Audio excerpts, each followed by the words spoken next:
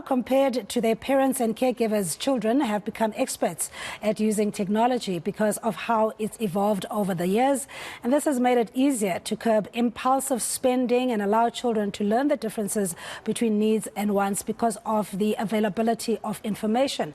And to unpack this further, I'm joined by Executive Head of Financial Planning at NMG Benefits, Stian De Witt. Stian, good afternoon to you, and thanks so much for joining us.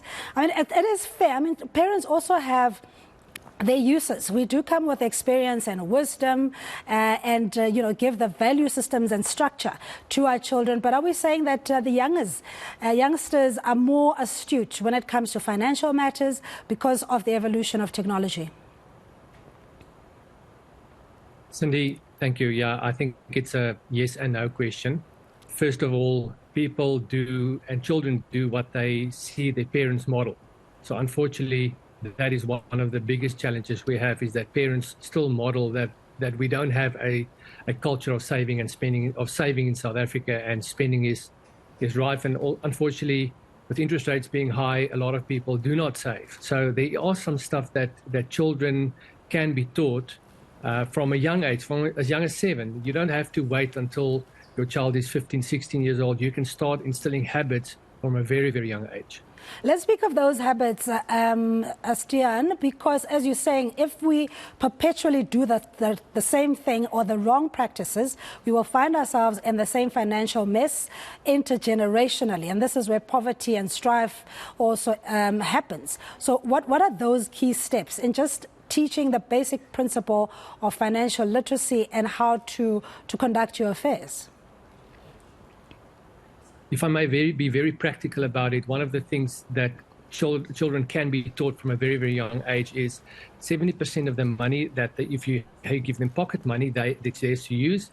30% you split up. You say 10% of that you give to charity, to either a church or a charity of your choice, or some people, some individual, or I know some families say, listen, to someone that's in dire straits, they give to them, and then 20% of the money you save. So a very practical way of doing it is having 3 bins where we're almost reflecting or mirroring a traffic light, where you have an orange, a green, and an amber one, where your green is that you give away, and then the orange is that you save for a rainy day, and the red is you say that is something that I'm going to save for emergency funds that I might have. So that's a very, very practical way of doing it. And then obviously, as your children progress, you can ask them to get them a savings account where they start saving money in a savings account. And then when they become financially savvy, look at something like an easy equities or there's some great technology partners out there currently where you can start saving and not just putting their money in a normal savings account in the bank. Yeah, but with the best intentions, and as you're saying, you put your money jars for different purposes, sometimes life happens, especially if it is a medical emergency that was not planned for and that finds you in financial constraints, meaning now you have to draw from your safety net or savings or even potentially your pension. So how then does one recover from that particular situation? So, Cindy, I think the first thing is if you have 3 to 6 months worth of expenses saved up, that is ideally where you want to get to. So even you teach your children that from the get-go. When you start earning your first income, take at least 10 to 20% of that money and put that into an emergency fund. Don't start by getting into a huge amount of debt, expensive debt that you can't afford.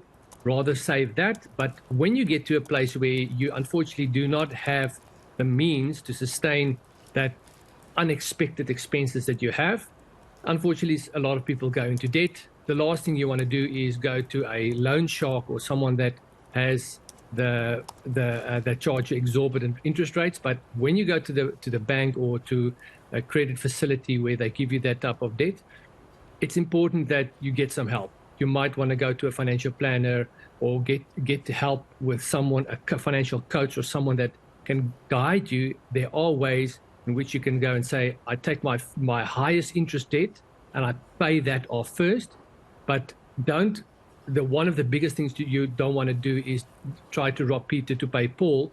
So go into more credit and more debt to service the other debt. So rather reduce your expenses, look at selling some assets or anything that you might have lying around the house that you get out of debt. You don't want to go into a negative spiral when the debt starts piling up.